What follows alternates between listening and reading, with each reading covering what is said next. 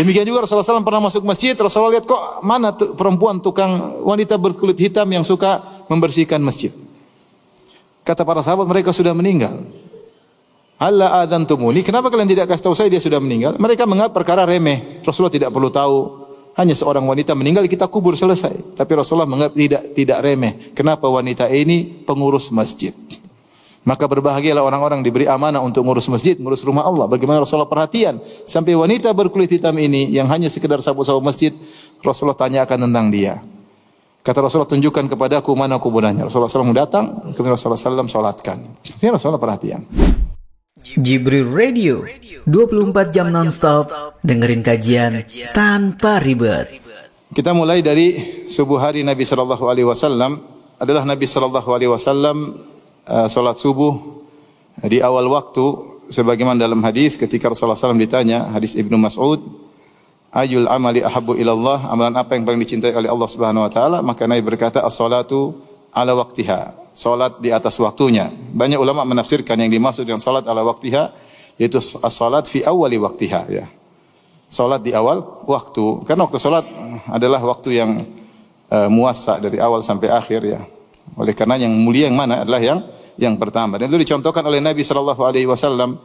Nabi selalu salat di awal waktu, kecuali ada kebutuhan khusus. Contohnya seperti ketika zuhur sangat panas, maka Rasulullah SAW mengatakan abridu bis salat. Seperti di Hijaz yang kondisi sangat panas, maka Rasulullah SAW suruh untuk salat zuhurnya ditunda menjelang asar. Karena kalau di awal waktu sangat panas, kemaslahatan khusyuk lebih utama, oleh karenanya ditunda. Demikian juga Isya, Rasulullah SAW ingin ditunda, tapi Rasulullah SAW melihat kondisi jamaah. Idza ra'ahum mujtama'u ajjal wa idza ra'ahum abta'u akhar. Kalau Rasulullah lihat para sahabat sudah kumpul, Rasulullah segera salat Isya. Kalau Rasulullah melihat mereka lambat, Rasulullah tunda. Tapi secara umum salat-salat yang lain Rasulullah SAW salat di awal waktu. Makanya salat subuh disebutkan Rasulullah SAW selesai salat subuh bighalas, yaitu ketika remang-remang, ya. Fayan sarifu nisaul mu'minat, maka para wanita pergi meninggalkan masjid. La yu'rafna minal ghalas, mereka tidak dikenal, ya, karena masih remang-remang. Ini selesai salat subuh. Demikian juga dalam riwayat yang lain, hina ya'rifu ahaduna jalisahu. Rasulullah SAW selesai salat subuh ketika seorang baru mengenal teman sebelahnya, ya. Artinya masih gelap, artinya orang ketiga, orang di sampingnya lagi dia tidak kenal. Dan kita tahu bahwasanya Rasulullah SAW salat subuh dengan bacaan yang panjang. Berarti Rasulullah SAW salat di awal waktu, ya. Kemudian kebiasaan Nabi SAW setelah salat subuh, beliau duduk di musallanya, yaitu di tempat beliau salat, berzikir kepada Allah Subhanahu wa taala sampai terbit matahari. Dalam hadis Jabir bin Samurah radhiyallahu taala anhu, fa idza tala'at qama. Kalau Rasulullah SAW setelah matahari terbit, maka beliau meninggalkan masjid. Tidak disebutkan dalam hadis Rasulullah SAW salat duha di masjid. Tidak disebut dalam hadis Rasulullah SAW salat duha di masjid. Karena sang perawi ketika bertanya kepada Jabir bin Samurah, akunta tujalisun Nabi sallallahu alaihi wasallam, apakah kau sering duduk bersama Nabi? Kata Jabir bin Samurah radhiyallahu anhu, na'am katsiran, saya sering duduk bersama Nabi sallallahu alaihi wasallam. Nabi itu kebiasaannya kalau habis salat subuh beliau berzikir di tempatnya, ya, sampai terbit matahari. Fa idza tala'at qama. Kalau matahari terbit maka beliau pergi. Bahkan beliau sebutkan wa kanu yatahaddatsun wa ya'khuduna fi amril jahiliyah. Sementara para sahabat juga ada yang di masjid dan mereka ngobrol di masjid dan Rasulullah membiarkan. Ya, Rasulullah berzikir, mereka ngobrol, Rasulullah biarkan, boleh aja. Bahkan terkadang mereka ngobrol tentang masa jahiliyah dahulu, fayathakun, sehingga mereka tertawa. Ingat nostalgia zaman dahulu, ya, tentang masa lalu di zaman jahiliyah, membuat mereka tertawa. Mungkin mereka dulu nyembah berhala, kayak hal yang aneh-aneh membuat mereka tertawa. Fayatabassam. Adapun Rasulullah SAW melihat mereka, Rasulullah SAW tersenyum. Rasulullah tersenyum. Taib, maka ini adalah kebiasaan Nabi sallallahu alaihi wasallam. Makanya kita menghidupkan sunnah ini sunnah mulai ditinggalkan, ya, karena berbagai macam alasan, sibuklah apalah, ya. Tapi kalau kita di Madinah masih banyak orang seperti itu, ya. Mereka pagi mereka duduk di masjid sampai terbit matahari, ya. Sampai terbit matahari, ya. Kalau ada uzur ya mungkin karena kerjaan ya, yang lebih wajib ya silahkan. Tapi kalau kita kosong nggak ada kegiatan, hendaknya kita hidupkan sunnah ini sampai berzikir sampai terbit matahari ya. Ya ada kawan dia kebablasan, dia istrinya datang sama saya sama dia juga ya. Ustaz suami saya ini kalau di masjid sampai lama. Jadi bukan cuma sampai terbit matahari sampai jam 9. Saya bilang, Pak, kenapa sampai jam 9? Dia senyum-senyum aja. Terus saya jalan, dia bilang, kalau saya pulang diomelin, mending saya sampai jam 9. Nah, ini ada hal meninggalkan kumudorotan. Jadi ya, jangan kelamaan juga, istri rindu, pengen ngobrol ya. Taib Rasulullah SAW, zahirnya beliau kalau mau salat duha di rumah. Sebenarnya datang dalam hadis Aisyah radhiyallahu taala anha, kana yusalliha 4 rakaat atau yazid. Rasulullah sallam salat, kata Aisyah, kana Rasulullah sallam yusalli dhuha 4 wa yazidu masya Allah. Rasulullah sallam salat duha 4 rakaat dan beliau menambah sesuai dengan keinginan Nabi sallallahu alaihi wasallam. Ini di rumah Aisyah melihat. Oleh karena di sini ada pembahasan tentang hukum salat syuruk. Hukum salat syuruk. Kita tahu syuruk adalah awal dari duha, Intinya kalau seorang menjalankan sunnah Nabi, dia duduk di masjid dari habis salat subuh, kemudian dia berzikir sampai terbit matahari. Setelah itu dia menunggu waktu syuruk 15 menit setelahnya. Kemudian dia sholat duha di masjid. Boleh atau tidak? Boleh ya, boleh. Kemudian khilaf di kalangan para ulama, apakah pahalanya seperti haji dan umrah hadisnya sahih atau tidak? Khilaf di kalangan para ulama. Sebagian ulama mendhaifkan, sebagian ulama menghasankan, seperti Syekh Albani rahimahullah, Syekh bin Baz rahimahullah, Syekh bin Utsaimin rahimahullah. Apalagi terkait dengan fadhil a'mal, mereka tidak ketat dalam hadis-hadis seperti ini, dan amalannya boleh. Amalan tersebut habis salat berzikir sampai terbit matahari kemudian salat duha di masjid boleh. Ya. Tetapi apakah itu kebiasaan Nabi? Zahirnya enggak. Sampai apakah Nabi salat duha selalu, itu pun khilaf di kalangan para ulama ya. Ibnu Qayyim mentafsir dalam kitabnya Zadul Ma'ad, beliau mengatakan tidak demikian. Karena Rasulullah SAW perbanyak salat di malam hari sehingga beliau tidak ditangkap selalu rutin salat duha, karena beliau tidak diperhatikan salat duha karena beliau senantiasa salat malam. Ketika beliau tidak salat malam baru diriwayatkan Rasulullah SAW mengqadha salat malamnya 12 rakaat di waktu apa? Duha ya. Jadi orang sudah salat malam lama banyak ya, boleh dia tidak salat duha atau sesekali salat duha.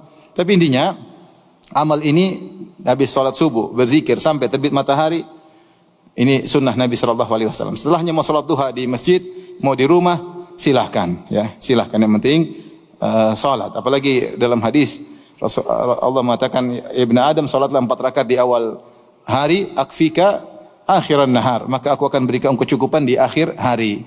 Siapa yang salat duha 4 rakaat, mudah-mudahan dimudahkan urusannya sampai akhir hari. Ini kebiasaan Nabi sallallahu alaihi wasallam. Kemudian beliau salat duha 4 rakaat, kata Aisyah, wa yazidu masya Allah. Kemudian beliau tambah sesuai dengan yang Allah takdirkan baginya. Hadis riwayat Muslim. Adapun kegiatan beliau di rumah, ya, para sahabat tidak mengetahui. Ya. Para sahabat hanya mengetahui bagaimana kegiatan Nabi SAW ketika di luar rumah, ketika di masjid, ketika safar. Tapi dalam rumah mereka enggak tahu. Mereka tanya kepada istri-istri Nabi SAW tentang ibadah Nabi, solat malam Nabi. Ya, mereka tanya kepada istri-istri Nabi SAW. Jadi yang tahu adalah istri Nabi SAW. Di sini dalam hadis-hadis Nabi SAW, ternyata Rasulullah SAW di rumah melakukan kegiatan sebagaimana suami-suami yang lain di zaman tersebut, orang-orang Arab yang lain, itu beliau memerah susu kambing, kemudian beliau menjahit bajunya, beliau melayani dirinya. Ya. Aisyah ditanya radhiyallahu taala anha, Ummul Mukminin, maka Rasulullah sallallahu ya'malu fi baitihi, apa sih yang dikerjakan Nabi sallallahu alaihi wasallam di rumahnya? Faqalat kana basharan minal bashar yafli thawbahu wa yahlubu syatahu wa yakhdumu nafsahu. Beliau adalah manusia sebagaimana yang lain. Ya. Maksudnya Aisyah ingin menyatakan beliau sebagaimana yang lain, beliau tawadhu, beliau tidak menempatkan diri sebagai raja sebagaimana raja-raja yang lain yang dilayani dalam segala hal. Tidak, beliau tawadhu, bahkan di puncak ketawadhuan. Bahkan beliau di rumah, beliau membantu istrinya kerja sendiri, ngurusin dirinya sendiri. Aisyah berkata, makanya Aisyah buka dengan kana basyaran minal bashar, dia seperti lelaki yang lain. Ya, tidak men-style dirinya seakan-akan raja yang harus dilayani dalam segala hal. Duduk manis, kemudian kaos kaki dibuka, ya, kemudian gigi disikat. Enggak, beliau kerja sebagaimana yang lainnya. Ya. Kemudian beliau menjahit bajunya, memerah susu kambingnya, ya. Kemudian melayani dirinya. Dalam riwayat yang lain, Aisyah berkata, "Kana yakhitu thawbahu." Beliau menjahit bajunya. Wa yakhsifu na'lahu, dan beliau menjahit sendalnya. Itu sendal dari kulit ditempel, digabung kemudian dijahit. Jadi agak tebal. Rasulullah kerjakan, ya, namanya yakhsifu na'lahu. Wa ya'malu ma ya'malu rijal fi buyutim. Sebagaimana suami-suami yang lain, para lelaki kerjakan di rumah mereka. Dalam riwayat yang lain, kata Al-Aswad, "Sa'altu Aisyata ma kana Nabi sallallahu alaihi wasallam yasna'u fi baitihi." Aku bertanya kepada Aisyah, apa yang dikerjakan oleh Nabi di rumahnya? Qalat, Aisyah berkata, "Kana yakunu fi mihnati ahlihi." Rasulullah SAW membantu istrinya. Mihnati ahli fi khidmati ahlihi. Rasulullah membantu istrinya. Fa idza hadaratis salatu kharaja ila salat. Kalau tiba waktu salat, beliau langsung pergi menuju salat. Ini perhatian bagi kita para suami, bahwasanya memang benar para wanita, ya, dianjurkan untuk berkhidmat kepada suami, ya, dan itu kebiasaan para sahabiat, ya. Seperti diriwayatkan dari Fatimah radhiyallahu taala anha, bagaimana beliau membantu Ali radhiyallahu taala anhu, ya. Kerjaan dilakukan oleh Fatimah datang dalam riwayat-riwayat dalam Fathul Bari disebutkan, ya, kata Ali radhiyallahu anhu, "Kanat indi Fatimatu bintu Nabi sallallahu alaihi wasallam." Ya. Istri saya Fatimah, putri Nabi sallallahu alaihi wasallam. Fajarrat birraha hatta atharat biyadiha. Dia menggiling alat raha, itu alat penggiling gandum, batu gede 2 didorong, ini berat, ya. Sampai beri pengaruh kepada tangannya. Sampai disebut dalam hadis ishtakat Fatimatu majla yadiha. Yaitu Fatimah mengeluh tentang tangannya mengalami majal. Majal itu 2 sifatnya, taqti yaitu kayak pecah-pecah, kemudian ghilaf yaitu jadi ngapal. Itu tidak layak bagi tangan perempuan karena megang batu kemudian giling batu. Fatimah putri Nabi sallallahu alaihi wasallam, ini kerjaan pertama. Yang kedua, kata Ali bin Abi Thalib, wastaqat bil qirba hatta atharat fi unuqiha. Fatimah ngambil air dari sumur pakai timba, ya, sampai lehernya sakit, ya. Wa qammatil bait hatta gatabarrat thiyabuha. Yang kerjaan ketiga, dia sapu rumah sampai bajunya penuh dengan debu. Yang keempat, wa khabazat hatta tughayyira wajhaha, sampai wajahnya berubah karena bikin adonan kemudian taruh di tanur tempat bakar roti, lama-lama kan berubah, ada api panas merubah wajahnya. Subhanallah. Fatimah kerja keras, putri Nabi sallallahu alaihi wasallam, paling bungsu. Biasanya bungsu paling disayang enggak? Paling disayang. Makanya Fatimah radhiyallahu anha kemudian datang ke Aisyah mendengar ada budak-budak tawanan datang diberikan kepada ayahnya Rasulullah SAW. Maka dia minta kesempatan untuk diberikan bantuan dari ayahnya, dijadikan pembantu, ya. Dan alasannya kuat. Suaminya miskin, Ali bin Abi Thalib radhiyallahu taala anhu. Maka kemudian minta kepada Nabi, ternyata Nabi tidak ada. Setelah pulang kemudian Aisyah lapor kepada Nabi sallallahu alaihi wasallam, ternyata Nabi tidak kasih pembantu kepada Fatimah, bahkan Nabi mengajarkan Fatimah dan Ali untuk berzikir kepada Allah Subhanahu wa taala sebelum tidur agar kuat. Subhanallah 33 kali, alhamdulillah 33 kali, Allahu akbar 33 kali, 34 kali. Disebut dalam riwayat Rasulullah berkata, bagaimana saya berikan membantu kepada Fatimah sementara fuqara usuffah, orang-orang yang miskin yang tinggal di Sufah kelaparan.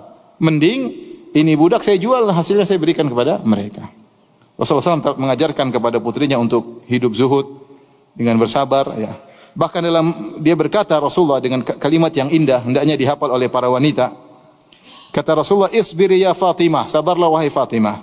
Inna khairan nisa allati nafa'at ahlaha." Sebaik-baik wanita adalah yang bermanfaat bagi keluarganya. Sebaik wanita adalah yang paling bermanfaat bagi keluarganya, yang bantu keluarganya, ya. Oleh karena seorang wanita ketika kerja di rumah, ngurus anak, bersihkan rumah, ya, dia merasa ini adalah pekerjaan terbaik. Rasulullah mengatakan khairun nisa, sebaik-baik wanita itu membantu keluarganya, membantu keluarga. Ini contoh Fatimah radhiyallahu taala anha. Kemudian juga dalam contoh yang lain, ya, seperti Asma binti Abi Bakar, ya. ketika dinikahi oleh Zubair bin Awam. Zubair bin Awam sangat miskin ya. Bahkan Asma berkata, "Tazawwajani Zubair wa ma lahu fil ardi min malin wala mamlukin wala syai'." Ya. Ketika Zubair menikahiku dia tidak punya apa-apa, tidak punya harta, tidak punya tanah, tidak punya budak, tidak punya sesuatu kecuali kudanya. Ghairu farasihi, kecuali ada kudanya. Fa kuntu a'lifu farasahu wa akfihi mu'natahu wa asusuhu adukun nawa linadhihi wa alifuhu wa astaqil ma wa akhrizul gharbahu wa ajinu lahum, dan seterusnya. Beliau berkata, maka saya bantu Zubair, saya yang kasih makan kudanya dan saya yang mengurusi kudanya. Wa asusuhu, yaitu saya urusin, saya kasih makan, saya kasih minum, saya latihkan, namanya siyasatu al-faras. Adukun nawa, aku tumbuk biji-bijian yang dibuang orang supaya jadi lunak untuk dimakan oleh hewan, sampai dia yang bikin menjahit untuk bikin ember ya. Jadi kerjaan ya. Bahkan beliau berkata ya, wa kuntu anqulun nawa min ardi Zubair allati aqta'aha Rasulullah sallallahu alaihi wasallam ala ra'si wa hiya ala thulutsai farsakh. Bahkan saya ngangkat nawa di tempat, kemudian saya jalan kaki dari tanahnya Zubair sekitar 2/3 farsakh, itu sekitar 4 kiloan saya angkat ya. Ini bagaimana Asma membantu Zubair. Kata para ulama ketika menjelaskan hadis seperti ini, kata mereka para sahabat dulu sibuk, mereka berjihad, mereka berdakwah, sehingga pekerjaan rumah mereka tidak sempat untuk ngurusin. Dan istri-istri mereka mengerti bahwasanya suami mereka lagi sibuk, ada kemaslahatan yang besar, sehingga mereka yang ngurusin pekerjaan rumah. Maksud saya para wanita ya bekerja di rumah dan para laki berusaha membantu sebisa mungkin. Ya, sebagaimana Nabi sallallahu alaihi wasallam beliau membantu istrinya, karena fi mihnati ahlihi. Beliau membantu istrinya ya. Artinya apa? Beliau bantu ngurusin rumah ya, sampai merasin susu kambing, sampai jahit baju, sampai jahit sendal ya. Jadi tidak masalah seorang suami bantu istri. Istri punya anak, mungkin lagi cebok, lagi capek, anaknya mau dicebok, dia lagi capek, "Bi, gantian dong." Siap, ganti. Sekali-sekali enggak apa-apa, jangan terus-terusan, sekali-sekali. Kata istrinya, "Abi pintar juga ya nyebok anak ya. Terusin, Masya Allah." Enggak gitu kali, ya sekali oke lah. Jangan terus-terusan, jadi nanti suami jadi tukang cebok anak, enggak benar ya. Sekali-sekali nyuciin piring, oke lah. Jangan terus-terusan ya. Ya kita lihat istri kita capek, maka kita bantu. Kita tawadhu terhadap istri sebagaimana Nabi SAW tawadhu terhadap apa? Istrinya. Ya. Mau bilang Aisyah kerjaannya apa sih? Enggak ada anak. Artinya Aisyah bisa ngerjain semua, bisa enggak sebenarnya? Bisa, enggak ada anak. Kalau Aisyah susu bisa aja Rasulullah begitu ya. Tapi Rasulullah enggak begitu. Apalagi istri kita yang ada anak, yang urus anak, tentu uzurnya lebih besar. Ini Aisyah yang enggak punya anak saja, Rasulullah yang jahit baju, jahit sendal, kemudian merah susu ya.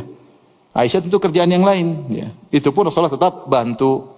Mungkin tanpa diminta Aisyah, Rasulullah SAW ikut membantu kerjaan istrinya, cari pahala dengan husnul isyrah, dengan bagaimana bergaul yang baik terhadap istri.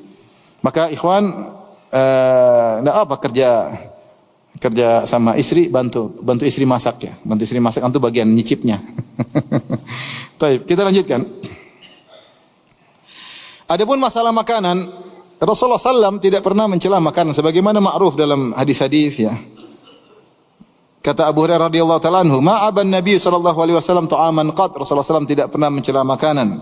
In ishtahahu akalahu wa illa tarakahu. Rawahul Bukhari.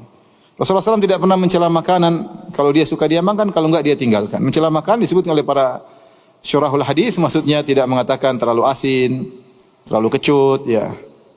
Kurang garam lah. Beliau suka makan, enggak suka diam. Beliau tidak pernah komentar. Sebagian ulama mengomentari karena Nabi SAW tidak begitu perhatian sama makanan.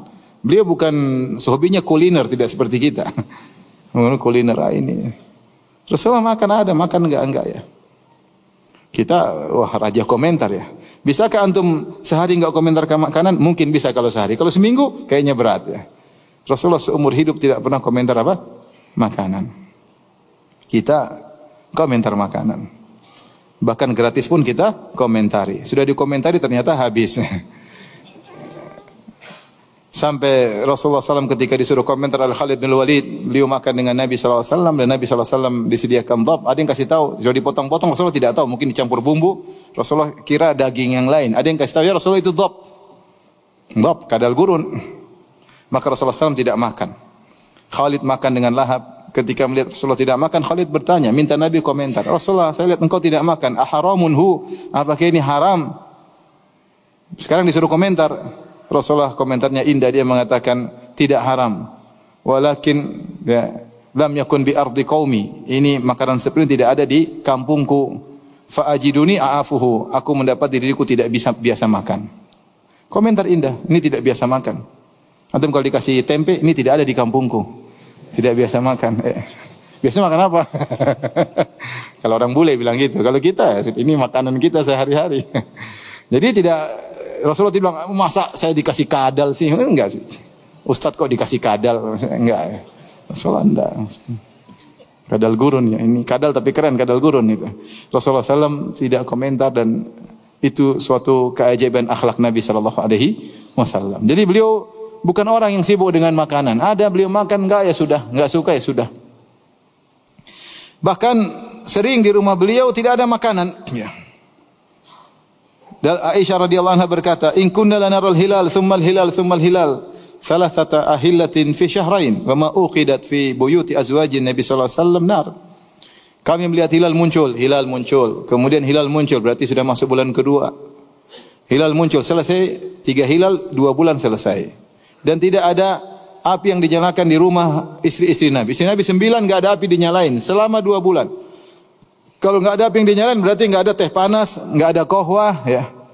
Berarti enggak ada apa lagi? Udah enggak ada yang bisa dimasak, enggak ada yang dimasak. Enggak ada yang digoreng, enggak ada dimasak. Gorengan enggak ada, minuman enggak ada. Enggak ada api dinyalain, terus mau diapain? Dan itu semua istrinya 9.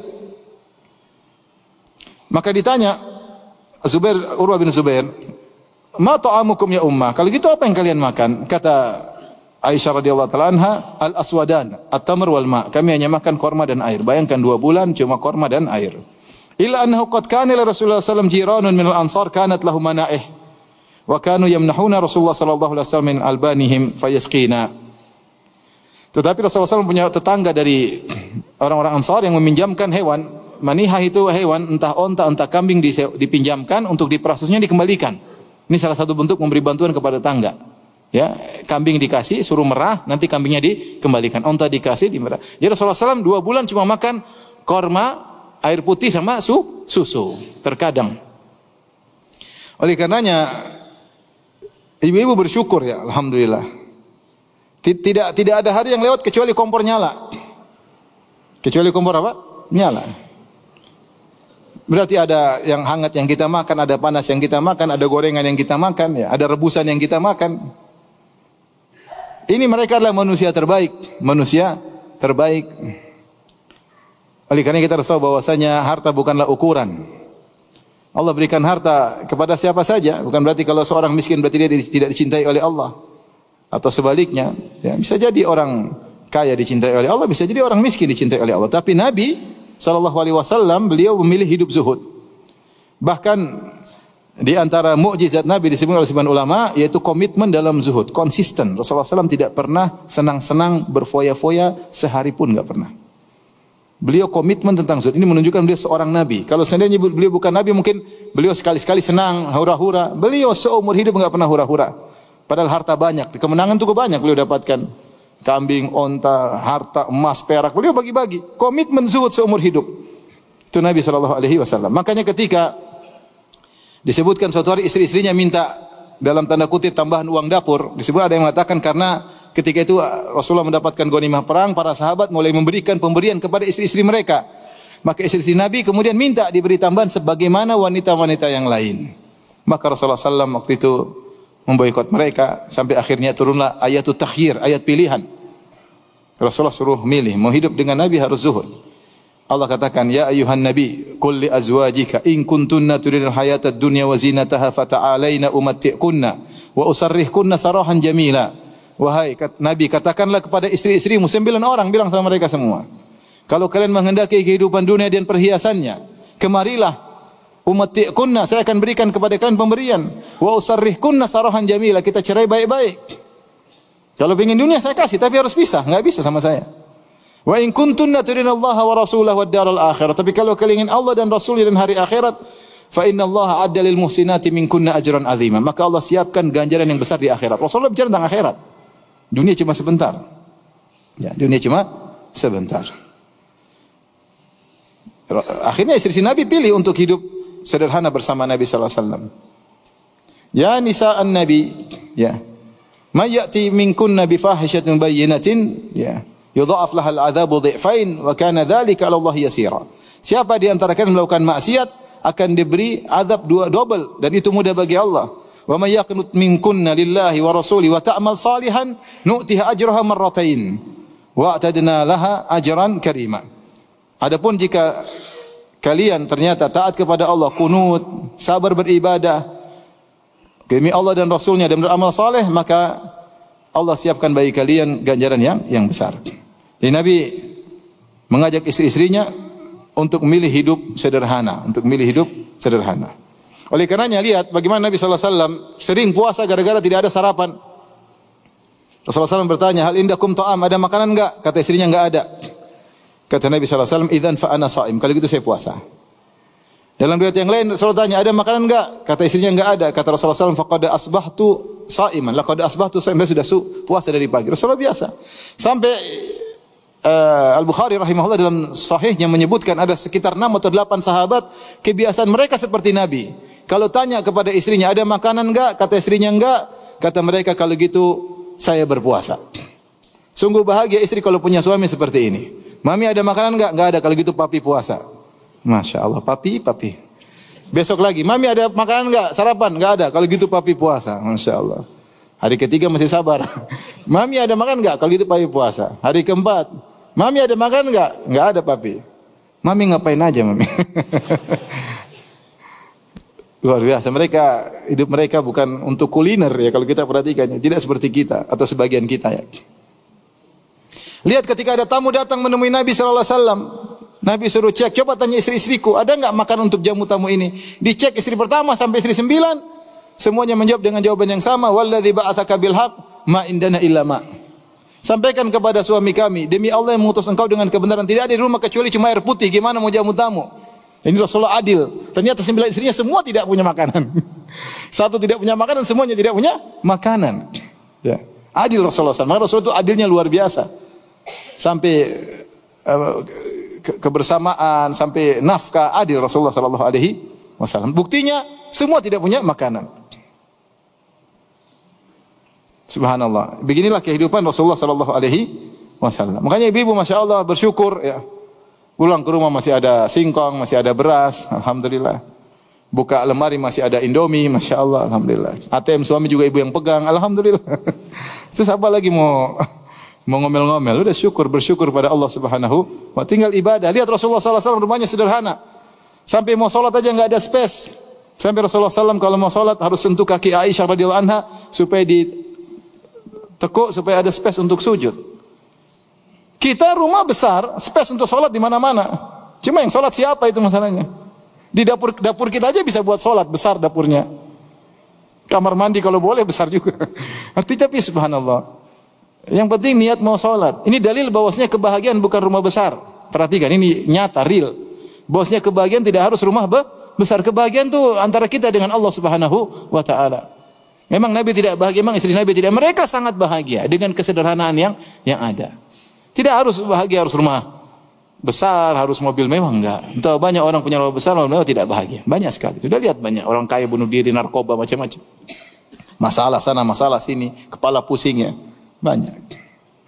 Oleh karenanya, yakinlah bahwasanya harta bukan ukuran pemuliaan atau penghinaan Allah terhadap seseorang.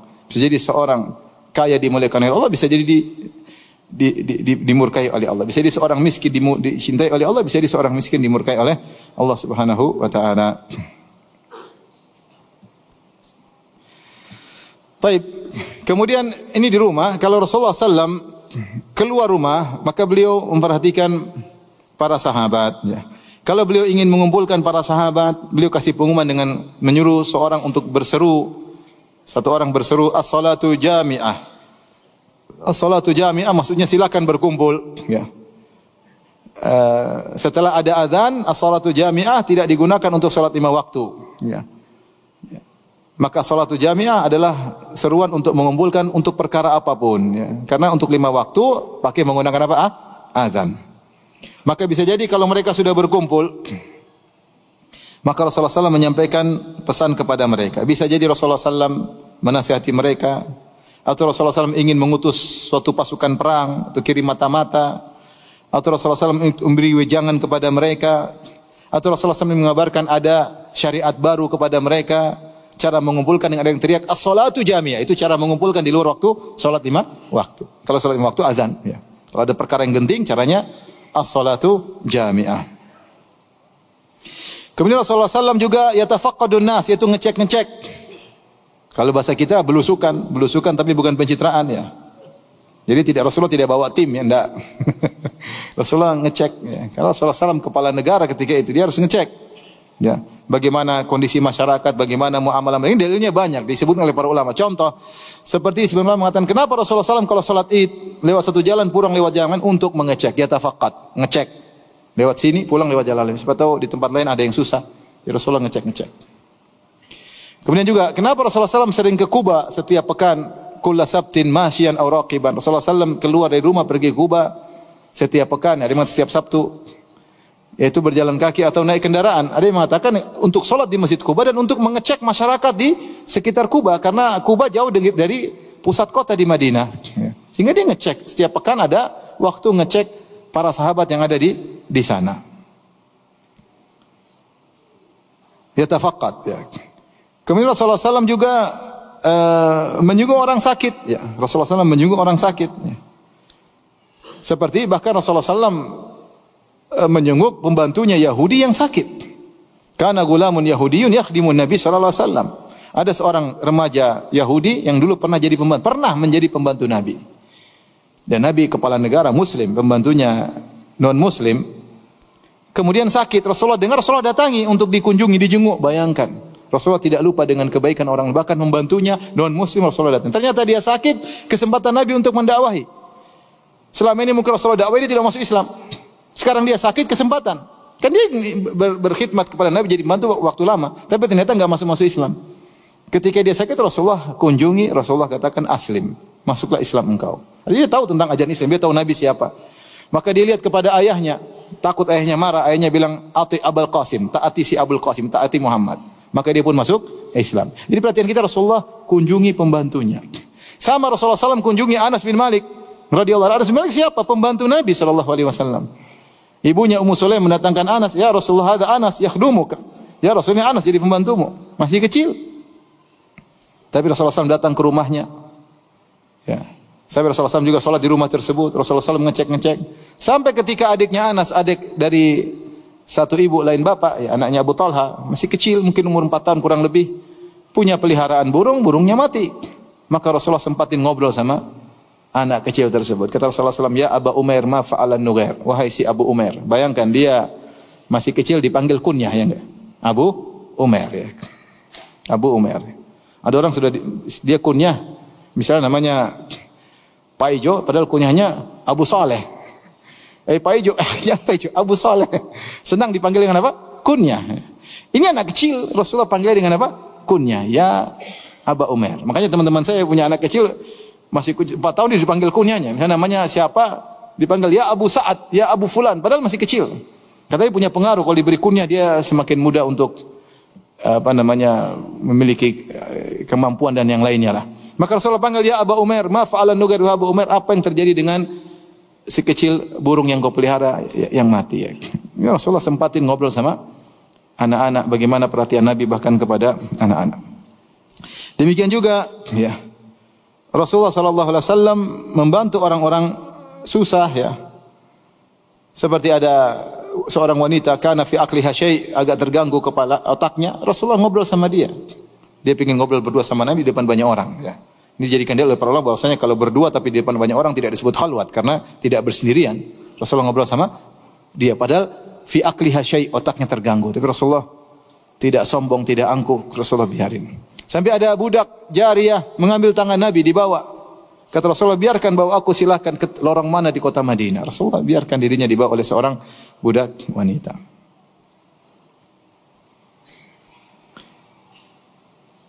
Demikian juga Rasulullah sallallahu alaihi wasallam ya dalam hadis menjenguk orang buta. Dari Jabir bin Abdullah radhiyallahu anhu beliau berkata, qala Rasulullah sallallahu alaihi wasallam, intaliqu bina ila al-Basir alladhi fi Bani Waqif na'uduhu. Marilah kita pergi ke Basir yang ada di Bani Waqif, kita jenguk dia. Wa kana rajulan a'ma, dan dia seorang yang buta. Rasulullah SAW sengaja untuk menjenguk orang buta. Rasulullah SAW ngecek. Demikian juga Rasulullah SAW pernah masuk masjid, Rasulullah lihat kok mana perempuan tukang wanita berkulit hitam yang suka membersihkan masjid. Kata para sahabat, mereka sudah meninggal. Alla adzantumuni, kenapa kalian tidak kasih tahu saya dia sudah meninggal? Mereka menganggap perkara remeh. Rasulullah tidak perlu tahu. Hanya seorang wanita meninggal kita kubur, selesai. Tapi Rasulullah menganggap tidak remeh. Kenapa wanita ini pengurus masjid? Maka berbahagialah orang-orang diberi amanah untuk ngurus masjid, ngurus rumah Allah. Bagaimana Rasulullah perhatian sampai wanita berkulit hitam ini yang hanya sekedar sapu-sapu masjid, Rasulullah tanyakan tentang dia. Kata Rasulullah, tunjukkan kepadaku mana kuburannya. Rasulullah SAW datang, kemudian Rasulullah SAW salatkan. Ini Rasulullah perhatian. Ya. Tapi demikian juga Rasulullah SAW dikatakan ya dalam hadis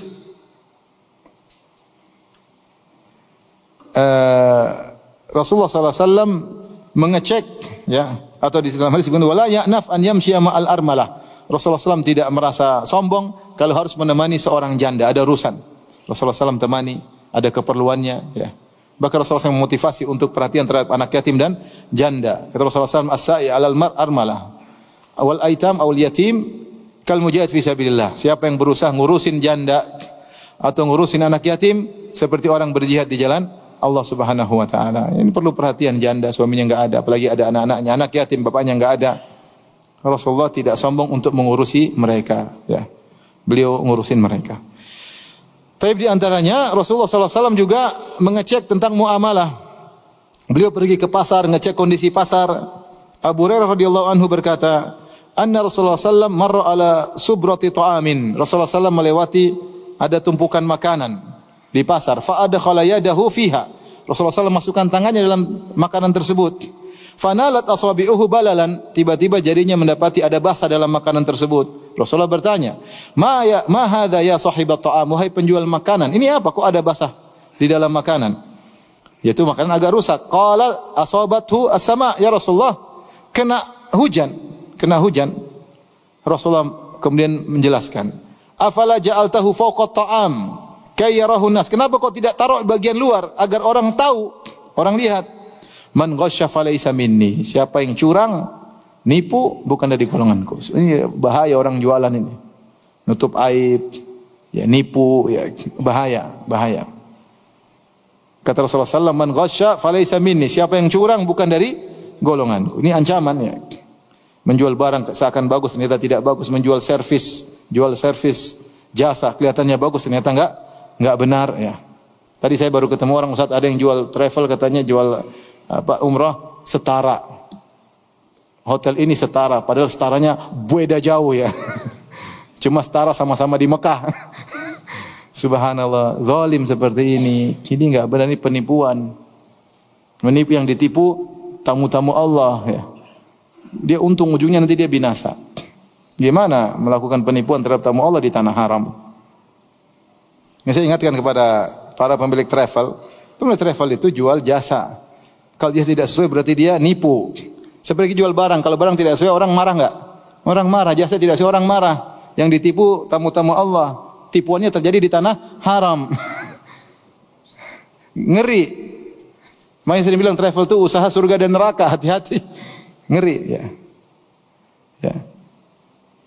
Hati-hati. Terus tidak siap, yang jadi masalah tidak siap rugi, itu masalahnya. Kalau ada rugi selalu ditimpakan kepada jamaah. Ada travel gini, terus qadarullah, sabar Pak, sabar. Kamu yang sabar rugi, kok kita ruginya taruh sama kita? Harusnya kamu sesuai dengan apa? Iklan sesuai ya, sesuaikan. Kalau kamu rugi, kamu yang sabar, jangan suruh jamaah yang sabar. Kamu posisikan diri tidak mau rugi, selalu yang rugikan adalah jamaah. Ini enggak benar seperti ini. Kalau travel siap rugi, hati-hati loh nipu tamu Allah Subhanahu wa taala. Kecuali force major ya apa namanya beda, kalau jadi bencana kemudian hotelnya meledak ya itu lain cerita. Tapi kalau saya ditipu broker ya, terus kalau broker nipu kamu, kamu nipu saya, begitu maksudnya. Ya sudah, kamu yang ditipu, kamu yang rugi. Kenapa harus kita yang dirugikan? Jamaah, nanti pakai dalil sabar, qadarullah. Lah kamu yang qadarullah, kenapa kita yang qadarullah? Ngeri loh, maksud saya hati-hati, saya cuma ini aja curhat, maksudnya banyak yang curhat sama saya. Hati-hati, hati-hati. Untung semua sedikit, sebentar lagi habis, kemudian ujung-ujungnya hisab. Ngeri. Banyaklah ceritanya, cuma itu aja sekedar contoh. Jadi hati-hati, kata Rasulullah SAW, kenapa kau tidak letakkan di luar? Maka semua hal yang mempengaruhi harga harus tercantum. Mempengaruhi harga naik atau turun harus tercantum. Dalam iklan, dalam hal yang mempengaruhi harga harus tercantum. Jangan disembunyikan ya. Taib. Kemudian Abdullah bin Abi Aufa berkata, karena Rasulullah SAW yukthiru dzikr. Rasulullah SAW suka berzikir. Wa yuqillul lagwa, dan beliau mempersedikit lagwa. Ini ada khilaf di kalangan para, maksudnya yuqillul lagwa, mempersedikit lagu. Ada yang mengatakan maksudnya Rasulullah SAW bercanda tapi tidak banyak. Yani yuqallil minal apa namanya muda'abah. Rasulullah SAW bercanda tidak banyak. Beliau bercanda tapi tidak banyak. Ya. Dan candaan Nabi semuanya benar. Sebagaimana kita ketahui Rasulullah SAW pernah bercanda. Ada seorang anak rajulan istahmalahu, ada seorang minta untuk dikasih tunggangan untuk jihad, maka Rasulullah SAW berkata, inna hamiluka ala waladin naqa, kami akan kasih kau tunggangan anak onta. Kata dia, wa madza asna bi waladin naqa, terus anak onta gimana ya Rasulullah mau jihad? Kata Rasulullah, wa hal talidu al ibala illa nuk, bukankah semua onta besar pasti di anak onta? Enggak ada onta besar tidak dilahirkan. Jadi Rasulullah bercanda. Maksudnya onta besar juga, ini juga anak apa? Anak onta. Ya, ini candaan Nabi tapi benar. Seperti ada seorang wanita tua bilang, ya Rasulullah doakan saya masuk surga. Kata Rasulullah SAW, innal jannah la tadkhuluha al-ajuz. Surga itu tidak dimasuki oleh nenek-nenek. Maka dia pun sedih. Kata Rasulullah, kalau kau mau surga, kau akan jadi muda kembali. Jadi nenek-nenek jangan sedih, nanti kalau surga muda kembali. Nah, ini candaan Nabi, semuanya benar, tapi tidak banyak. Rasulullah SAW yuqillul lagwa, tidak banyak bercanda. Ini tafsiran. Tafsir yang lain mengatakan yuqillul lagwa, maksudnya Rasulullah SAW rata-rata hadisnya jawami'ul kalim, yaitu padat, singkat dan padat. Ada hadis-hadis yang tidak singkat padat tapi tidak banyak. Kebanyakannya singkat dan apa? Padat. Ya. Ini maksudnya. Ada yang mengatakan yukil maknanya ya'dim, itu sama sekali tidak melakukan hal yang sia-sia. Dan itu ditafsirkan demikian karena di antara sifat-sifat orang beriman tidak melakukan perkara sia-sia. Allah mengatakan qad aflahal mu'minun alladzina hum fi salatihim khashi'un walladzina hum 'anil lagwi mu'ridun. Sungguh beruntung orang-orang yang beriman yang mereka khusyuk dalam salat mereka dan mereka berpaling dari perkara sia-sia. Ini ciri orang beriman. Ini sangat dibutuhkan di zaman sekarang. Kita banyak terjerumus dalam perkara sia-sia, bukan perkara sia-sia, bahkan perkara haram, dengan interaksi dengan medsos, melihat yang haram, nonton yang tidak perlu, melihat aurat wanita terbuka, dengar musik, dengar ghibah, dengar namimah. Bukan lagi perkara sia-sia, bahkan perkara yang haram.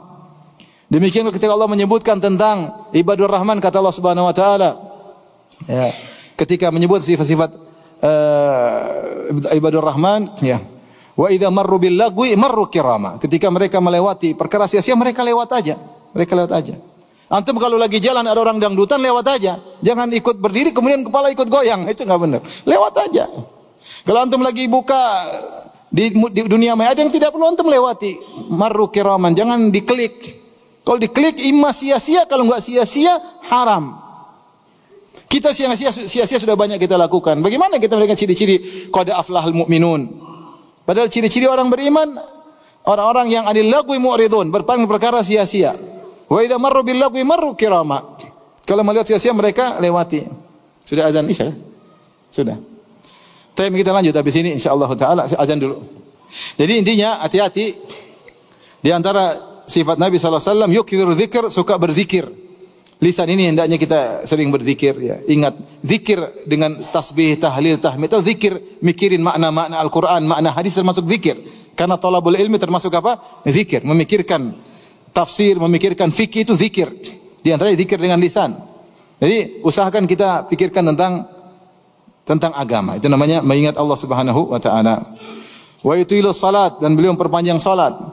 Wa yuqsiru ayuqsirul khutbah. Ada yang mengatakan terkait dengan khutbah Jumat. Ya, khutbah Jumat disebut dalam hadis inna min fiqhir rajul Di antara fikih seseorang adalah memperpanjang salat, memperpendek apa? Khutbah. Dan itu benar. Orang kalau faqih, dia khutbahnya singkat padat, bermakna. Tapi kalau dia enggak faqih, ngalur ngidul, sana ke sini, sana ke sini, akhirnya turun sakinah, jemaah pada ngantuk. Tidur. Kalau dia faqih harusnya singkat padat, salatnya yang panjang. Kemudian wala ya'nafu an yamshiya ma'al armal, Rasulullah SAW tidak merasa sombong kalau harus berjalan dengan seorang janda menemani keperluannya, ya, mengenai keperluannya. Makanya perlu ada pendataan para janda, kita kasih bantuan. Dan ini di antara hal yang dianjurkan oleh Nabi sallallahu alaihi wasallam, ngurusin janda, ya.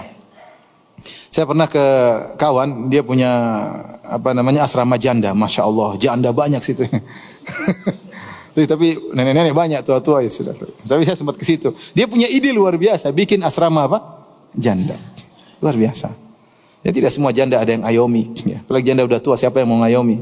Yang muda aja tidak diayomi, apalagi yang tua. Ini makanya harus ada ya sosial untuk mereka, karena mereka salah satu yang diwasiatkan oleh Nabi, bukan cuma yatim-yatim aja, yatim ya, janda juga iya. Apalagi zaman sekarang. Mereka mungkin mudah ditipu, hasrat mereka banyak hal urusan masalah janda, perlu ada tim khusus yang benar-benar bisa memperhatikan mereka, tapi bukan terfitnah atau memfitnah. Hati-hati, ya. Janda sortiran katanya, waduh bahaya. Baik, azan dulu, baru kita lanjutkan. Jadi disebutkan sini wala ya'naf an yamshiya mal armala wal miskin fayaqdi lahul hajah. Beliau tidak enggan, tidak merasa sombong untuk berjalan bersama janda atau orang miskin, kemudian Rasulullah SAW menunaikan hajatnya. Dan kita berusaha kalau melakukan kebaikan sempurnakan. Ya, Rasulullah mengatakan innallaha yuhibbu idza amila ahadukum amalan an yudkhinahu. Allah suka jika seorang melakukan suatu kegiatan dia sempurnakan, jangan setengah-setengah kalau bisa. Kalau enggak bisa ya semampunya.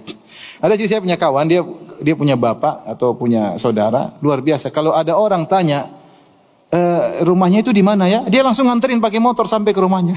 Bukan cuma nunjuk sana sini, dia langsung nganterin. Kebiasaan dia. Orang tanya di mana, nganterin sampai ke depan rumahnya. Jadi orang senang lah sampai depan apa? Rumahnya. Maksudnya kalau kita punya kebaikan sempurnakan. Ya, kalau bisa sempurnakan. Bisa bantu orang miskin sampai selesai urusannya, bagus. Bisa bantu dia berobat sampai selesai sembuh, bagus. Ya. Sempurnakan sampai benar-benar hajatnya selesai. Makanya dikatakan fayaqdi lahu hajah. Yaitu Rasulullah SAW sampai selesaikan hajatnya. Kalau bisa, kalau enggak mampu, enggak apa-apa. Makanya Nabi mengatakan man naffasa kurbatan, ya. Siapa yang meringankan, nafas itu tanfis, bisa jadi hilang secara total, bisa jadi hilang sebagian. Tapi kalau bisa secara total kita mampu, lakukanlah, itu yang terbaik. Baik. Kemudian kalau ada permasalahan, Rasulullah SAW diskusikan sama para sahabat. Bahkan diskusi sampai malam hari. Kita tahu di antara yang Rasulullah tidak sukai adalah tidur sebelum Isya dan ngobrol setelah Isya. Wa kana yakrahu an-nauma qablahu wal haditha ba'dahu. Rasulullah SAW tidak suka tidur sebelum Isya, khawatir bablas sehingga Isya terlambat, ya. Dan Rasulullah SAW tidak suka ngobrol setelah Isya, ya, karena ngobrol setelah Isya ini dampaknya banyak. Waktunya panjang, lupa diri, kemudian akhirnya begadang, akhirnya sholat malam lewat, sholat subuh terlambat. Kecuali ada yang maslahat. Di antara maslahat yang memperbolehkan pembicaraan di malam hari sebenarnya ilmu. Setelah Isya pembicaraan ilmu enggak ada masalah. Para ulama sering begadang, diskusi di antara mereka di malam hari. Sampai disebutkan ada sebagian muridnya Imam Malik mendatangi Imam Malik menjelang subuh. Subhanallah, diskusi Imam Malik menjelang apa? Subuh. Ya, karena mereka ma'ruf, mereka begadang untuk menuntut apa? Ilmu, ya. Makanya Imam Syafi'i mengatakan, "Wa man talabal ula sahirul layali." Siapa yang ingin mencapai yang tinggi dia begadang, ya. Taib. Atau karena untuk urusan kaum mukminin. Seperti Nabi ngobrol dengan Abu Bakar, kata Umar bin Khattab radhiyallahu anhu, "Kana Rasulullah sallallahu alaihi wasallam yasmuru inda Abi Bakar lailah." Ya. Kadzalika fil amr min amril muslimin wa ana ma'ahu. Rasulullah SAW ngobrol sama Abu Bakar semalam, ya, semalaman ngobrol. Dan terkadang dalam urusan kaum muslimin dan aku bersamanya. Ini ngobrol urusan kaum muslimin, kalau memang harus rapat setelah Isya urusan kaum muslimin enggak ada masalah, semuanya berpahala. Di antara obrolan yang juga dianjurkan meskipun sudah Isya adalah ngobrol sama istri. Kata Ibnu Abbas, "Bitu inda khalati Maimunah fatahaddatsa Nabi sallallahu alaihi wasallam ahli sa'atan tsumma raqada." Aku tidur rumah bibiku Maimunah, aku dengar Nabi ngobrol sama istrinya beberapa waktu kemudian apa? Tidur. Jadi seorang berusaha sisihkan waktu ngobrol sama istri. Karena ngobrol istri dapat pahala. Ingat ya, tapi semuanya harus niatkan karena Allah. Jadi sabar dengar curhatan istri, dengar celotehan istri, dengar sabar karena berpahala. Rasulullah juga melakukannya mendengar obrolan istri. Dia menunggu kita datang. Ya, kita sibuk datang kemudian sibuk ngantuk tidur. Kasihan dia nunggu padahal ingin apa? Curhat. Kalau kita enggak dengar curhat, nanti dia curhat sama orang bahaya. Nah, makanya kita dengerin. Ini sebentar enggak lama-lama ya. 5 menit ya, 10 menit. Nah, tidur. Baik. Kita bacakan kesimpulan Ibnu Katsir. Ibnu Katsir berkata tentang akhlak Nabi di siang hari sampai malam. Beliau berkata, "Wa kana min akhlaqihi sallallahu alaihi wasallam," dalam tafsirnya, "annahu jamilul isyrah." Rasulullah SAW adalah orang yang mempergauli istrinya dengan indah ya. Rasulullah SAW mempergauli istri dengan indah, dan istri lebih utama untuk dipergauli dengan indah daripada orang lain. Istri lebih utama untuk kita candain, istri lebih utama untuk kita atraktir, istri lebih utama untuk belikan hadiah, istri lebih utama untuk kita maafkan, untuk kita sabarin istri daripada yang lain. Jasa dia banyak sama kita. Maka seorang sabar mencari ganjaran di sisi Allah Subhanahu wa taala. Rasulullah SAW jamilul isyrah. Rasulullah SAW indah dalam bergaul bersama istrinya. Daimul bisyr, senantiasa tersenyum. Ya. Yudaibu ahlahu, kata Ibnu Katsir, mencandai istrinya. Wa yatalattafu bihim, dan Rasulullah SAW lembut dengan mereka ya. Harusnya kita begitu. Keluar macan, di rumah kelinci, lembut dipegang. Jangan di rumah macan, keluar apa? Kelinci. Ya, di luar. Kita harus lembut sama istri, di luar garang-garang dikit oke lah, tapi di rumah jangan terbalik. Di luar pengecut, di rumah garang. Wa yusi'um nafaqatahu. Kalau beliau ada kelebihan, beliau kasih lapang pemberian kepada istri-istrinya, tentu dengan aturan. Wa yudhahiku nisa'ahu, dan beliau membuat istrinya tertawa dan beliau juga tertawa kepada istrinya. Ini sifat-sifat Nabi sallallahu alaihi wasallam. Paham? Yang selanjutnya ini antum enggak paham, dengar baik-baik. Wa yajtami'u nisa'uhu kulla lailatin fi baiti allati yabitu indaha Rasulullah sallallahu alaihi wasallam. Istri-istrinya ngumpul. Nah, ini antum susah paham nih. Istri-istrinya ngumpul di rumah istri yang jatah nginapnya. Jadi ngumpul bareng, terkadang makan bareng ya. Fayakulu ma'ahunna al-asya fi ba'dil ahyan. Terkadang makan malam bareng. Rasulullah kumpul dengan 9 istrinya makan malam bareng. Ini cuma wawasan ya, wawasan. Wawasan. Kemudian habis itu yang lain pulang, kemudian dia tinggal bersama istri yang jatah nginapnya. Subhanallah sallallahu alaihi wasallam, luar biasa ya. Tsumma tansarifu kullu wahidatin ila manziliha. Kemudian masing-masing balik. Rasulullah sallam adil seadil-adilnya Rasulullah sallam. Rasulullah tidak pernah membedakan satu dengan lain urusan mabit, tidak pernah. Tentang istri tua sudah tua, udahlah 2 hari aja, istri muda 5 hari, enggak boleh.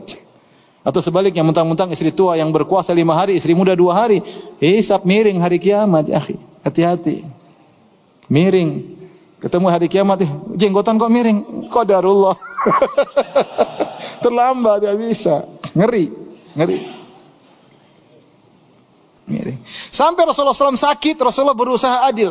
Sampai dia sakit, susah diangkat, dia menjalankan gilirannya. Sampai sakit Rasulullah adil. Pindah ke rumah satu. Dia sakit, capek, dipapah, tapi demi keadilan. Sampai Rasulullah, para istri-istrinya tahu Rasulullah SAW ingin di rumah Aisyah, mereka izinkan semua. Kalau semua izin, tidak ada masalah. Tapi maksudnya Rasulullah berusaha untuk adil. Sampai dalam sakit parah, mau mati, Rasulullah SAW mau meninggal, tetap berusaha menjalankan giliran apa? Giliran mabit. Ini sebagian kita poligami, satu tinggal di rumah, satu di garasi. Ya Allah, gimana ceritanya? Ya. Bangga istri saya 2. Satu di mana? Di garasi, ya gimana?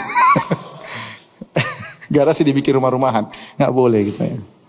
Kalau nggak mampu lain cerita. Kalau mampu, dia ridho kok, bukan ridho itu, pasti terpaksa daripada kamu ceraiin. Ya. Kalau adik perempuan mau digitukan gimana? Kalau kakak perempuan mau digitukan gimana? Ridho kamu. Kakak kamu jadi istri kedua, ditaruh di garasi. Yang benar aja. Taib. Kemudian kata Ibnu Katsir rahimahullahu taala, wa kana yanamu ma'al mar'ah min nisa'ihi fi syi'arin wahid. Beliau satu selimut, satu kain, lipat barang-barang berdua. Itu begitu yang benar ya. Bukan masing-masing selimutnya sendiri. Satu menghadap utara, satu menghadap selatan. Satu menghadap utara main HP, satu menghadap selatan main apa? HP. Ketawa ke TV sama istri orang, repot. Mesra sama istri, bukan sama istri orang. Kalau telepon sama istri semangat. Gimana habibati, gimana sayang, gitu lagi. Ini habis sibuk. Kalau sama istri orang, kaif haluk ukhti, barakallahu fik. Ahsanallahu ilaik, Masya Allah. Langsung kreatif, inovatif. Setan memang ya. Sama istri, sibuk. Rasulullah SAW ngobrol sama istrinya, tidur selimut sama istrinya. Ya dha'an katifai rida wa inamul bil izar. Rasulullah SAW biasanya kalau ini ya ridanya dilepaskan tidur pakai sarung. Wa kana idza shalal isya yadkhulu manzilahu yasmuru ma ahlihi qalilan qabla an yanam. Ngobrol sama istrinya sebentar sebelum tidur. Yu'anisuhum bidzalik, menyenangkan istrinya. Dari tafsir Ibnu Katsir rahimahullahu taala. Baik. Kalau tiba malam hari, maka Rasulullah SAW tidur di awal malam, kemudian beliau bangun di akhir malam. Dalam beberapa riwayat, di antaranya Rasulullah SAW bangun di sepertiga malam yang terakhir. Ada riwayat seperti dalam hadis Ibnu Abbas, sepertiga malam terakhir Rasulullah bangun, kemudian salat sampai subuh. Dan itu kebiasaan Nabi SAW. Apalagi sepertiga malam terakhir adalah malam nuzul al-ilahi. Ya. Allah turun ke langit dunia dan Allah mencari hamba-hambanya. Hal min da'in fa'astajiba lahu, adakah yang berdoa akan aku kabulkan? Hal min sa'ilin fa'utiya su'lah, ada yang minta akan aku kabulkan? Hal min mustaghfirin fa'aghfirullah, apakah ada yang mohon ampun akan aku ampuni? Ini sepertiga malam. Bagaimana caranya yang terakhir kita hitung, kita dari azan maghrib sampai azan subuh. Azan maghrib sekarang jam berapa? 18 berapa? 18.16. Azan subuh 4.40 ya. Taruhlah gampangannya 6.30 sama 4.30 taruhlah. Berarti dari maghrib sampai subuh 10 jam. Kalau 10 jam bagi 3 berarti 3 jam 3 sepertiga jam. Berarti 3 jam 20 menit kira-kira. 3 jam 20 menit. Kalau 3 jam 20 menit, iya 3 jam 20 menit kita tarik dari setengah 4 berarti kan dari setengah 5 berarti setengah 4, setengah 3, setengah 2. Tambah lagi 20 menit mundur, ya kira-kira 1 jam lewat 15 menit. Jam 1 lewat 15 menit atau setengah 2 lah. Itu sudah mulai sepertiga malam yang terakhir. Antum bangun jam 2, jam 3 oke. Itu sudah termasuk sepertiga malam yang terakhir. Mulai dari setengah 2-an kira-kira. Dalam riwayat yang lain, Rasulullah SAW terkadang bangun dicicil sampai 3 kali. Beliau bangun, terjaga, beliau salat malam 2 rakaat, kemudian beliau tidur lagi. Terbangun lagi malam hari, beliau salat lagi 2 rakaat, kemudian tidur lagi. Kemudian bangun lagi, jadi nggak ada masalah. Kadang dicicil, kadang langsung sekaligus, bebas. Yang penting ada solat. Yang penting ada. Jangan satu malam kita nggak solat sama sekali. Berusaha meskipun 2 rakaat. Sebelum kita bertemu dengan Allah Subhanahu Wa Taala, ada modal. Sebaik-baik modal solat malam, berkhulwat dengan Allah Subhanahu Wa Taala. Makanya para ulama menamakan surat Al-Muzammil dengan Zadud Da'iyah.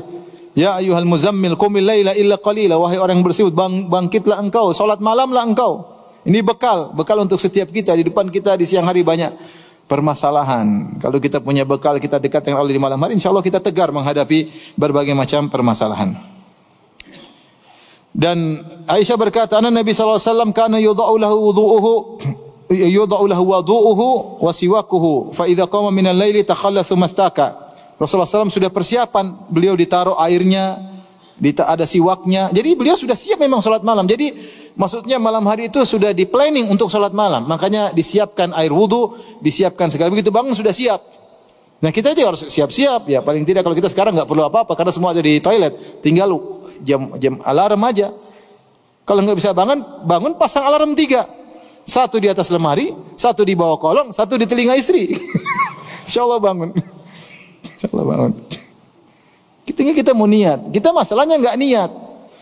Jujur kalau kita tahu ada jadwal terbang jam 5, kita bangun jam 2 enggak? Kenapa kita enggak mau ketinggalan? Kita rugi kalau pesawat terbang kita ketinggalan, rugi 2 juta, 3 juta. Tapi kenapa kita tidak bangun selamat, kita tidak merasa rugi? Itu masalahnya. Kalau pesawat di Cengkareng jam 5, kita bangun jam berapa? Jam 2 bangun. Mau tidak mau harus bangun daripada ketinggalan pesawat. Tapi kalau sholat lewat. Ya semoga Allah ampuni kita semua. Taib. Kemudian juga dalam hadis Rasulullah sallallahu alaihi wasallam, hadis Ibnu Abbas, falamma kana thuluthul lail al-akhir, ketika sepertiga malam yang terakhir, qa'ada fa nadhara ila sama. Rasulullah duduk kemudian melihat ke langit. Kemudian baca inna fi khalqis samawati wal ardi seterusnya di akhir surat Al-Imran. Tsumma qama fa tawadda. Setelah baca akhir Al-Imran, kemudian beliau berdiri kemudian berwudu. Ini dalil bahwasanya boleh baca Quran meskipun belum berwudu. Ya, Rasulullah bangun tidur kan sudah batal wudunya. Tapi baca Quran. Yang khilaf itu kalau pegang Quran. Tapi kalau baca Quran dalam kondisi wudu tidak ada khilaf bahwasanya itu diperbolehkan, ya.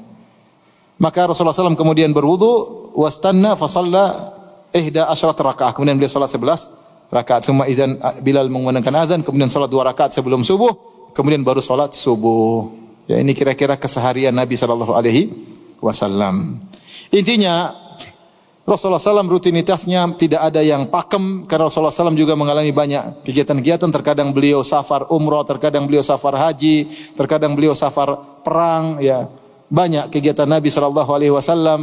Tapi secara umum kalau beliau tidak safar kira-kira seperti ini sebagaimana disebutkan oleh para ulama dalam hadis-hadis. Tentunya ada zikir-zikir yang lain yang beliau lakukan seperti zikir pagi, zikir petang yang merupakan keseharian Nabi SAW. Ya. Kalau ingin tahu bagaimana akhlak Nabi, ya, taulah bahwa seluruh kegiatannya karena Allah. Seluruh kegiatannya karena Allah. Qul inna salati wa nusuki wa mahyaya wa mamati lillahi rabbil alamin. Katakanlah salatku, sembelihanku, hidupku dan matiku hanya untuk siapa?